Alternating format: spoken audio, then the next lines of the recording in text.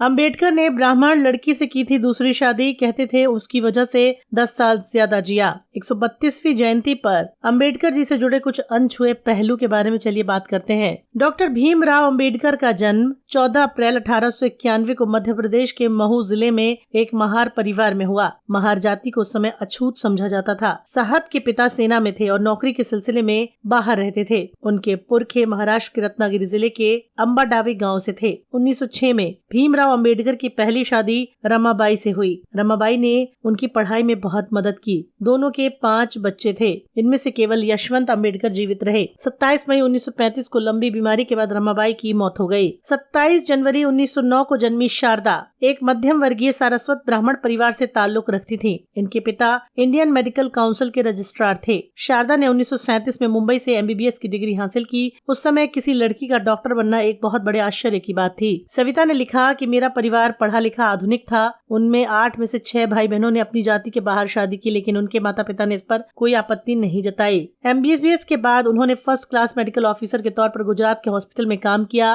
फिर वे मुंबई चली गयी। वे MD करना चाहती थी, लेकिन तबीयत खराब होने के कारण नहीं कर पाई। 1947 के शुरुआती दिनों में शारदा और भीमराव अंबेडकर की पहली मुलाकात हुई। डॉक्टर सविता पढ़ी लिखी थी। जब बाबा साहब उनसे मिले तो वे कई बीमारियों से जूझ रहे थे। उनका उठना बैठना मुश्किल था। डॉक्टर मालवंकर के यहाँ इलाज के दौरान दोनों मिलते रहे। इस दौरान चिट्ठियों में भी उनकी बातचीत होती रही। इस दौरान भीमराव ने शारदा से शादी का प्रस्ताव रखा और 15 अप्रैल 1948 में दोनों ने शादी कर ली और डॉक्टर शारदा बन गई डॉक्टर सविता अंबेडकर। 1953 में सरिता अंबेडकर गर्भवती हुई। बाबा साहब उन्हें कहते थे कि उनको बेटी ही होगी। इस दौरान कश्मीर के मुख्यमंत्री शेख अब्दुल्ला के विशेष न्योते पर दोनों कश्मीर गए। यहाँ सविता को चक्कर आने लगे, उल्टियाँ हुई। बाबा साहब उन्हें वापस दिल्ली ले आए। पता चला कि उनका गर्भपात हो गया है। इस घटना से वे परेशान रहने लगे। डॉक्टर सविता ने बाबा साहब से अपनी बहन की बेटी को गोद लेने को कहा, पर वे माने, पर ऐसा हुआ नहीं। डॉक्टर सविता अंबेडकर का बाबा साहब के जीवन पर गहरा असर था। उन्होंने हमेशा बाबा साहब के राजनीतिक आदर्शों और सामाजिक आंदोलनों में साथ दिया। वे उनकी सेहत का ध्यान रखती थी।